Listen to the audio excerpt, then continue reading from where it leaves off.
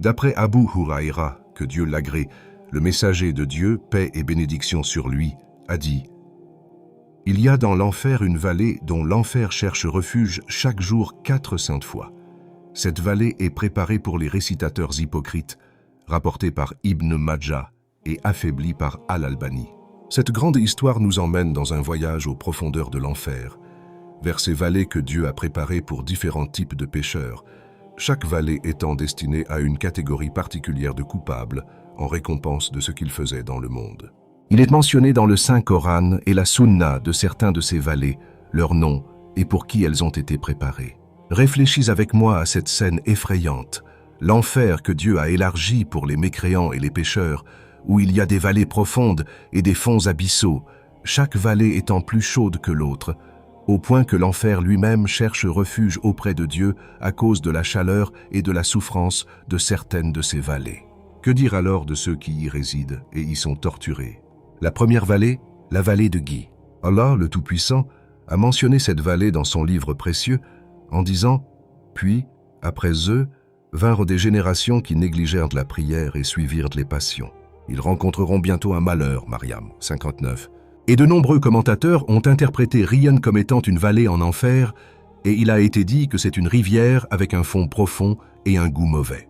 Et cette vallée est préparée pour ceux qui rassemblent les prières en une seule prière, c'est-à-dire ceux qui retardent les prières jusqu'à ce que leur temps soit écoulé, puis les accomplissent ensemble, ou ceux qui négligent complètement les prières et ne les accomplissent pas. Il a été rapporté que cette vallée est d'une chaleur intense, au point que l'enfer cherche refuge auprès de Dieu à cause de sa chaleur. La deuxième vallée, la vallée de Sacre. Dieu l'a mentionné dans son livre précieux en disant « Qu'est-ce qui vous a conduit dans le Sakar ?» Ils diront « Nous n'étions pas parmi ceux qui prient. » Al-Mudathir, 42-2-43. Et Sakar est une vallée dans l'enfer préparée pour ceux parmi les musulmans qui abandonnent complètement la prière et ne la pratiquent jamais. Et Sakar est dérivé de la chaleur du soleil, qui le fait fondre et le rôtit. Elle ne laisse rien, ne garde rien. Elle consomme la chair, la peau et les os, puis ils sont recréés pour que le châtiment se répète. Le prophète Muhammad, paix et bénédiction sur lui, a informé que celui qui abandonne la prière sera rassemblé avec Pharaon et Haman, et ne bénéficiera pas de l'intercession du prophète, paix et bénédiction sur lui, le jour du jugement. La troisième vallée, la vallée de l'angoisse. Allah le Tout-Puissant a dit « Malheur à tout calomniateur, dénigreur » Al-Humaza, ouais. Et le malheur est une vallée en enfer. Et il a été rapporté dans un hadith. Hadith du prophète sallallahu alayhi wa sallam qu'il a dit « Le malheur est une vallée en enfer, où le mécréant tombe pendant 40 automnes avant d'atteindre son fond, rapporté par Tirmidhi et affaibli par Albani et Arnout. Et cette vallée est préparée pour ceux qui retardent la prière, ceux qui la prient mais la retardent sans excuse, comme Allah a dit « Malheur donc aux adorateurs qui sont distraits de leur prière. » Al-Ma'un 4-5. Ceux qui négligent la prière à son heure méritent cette vallée immense.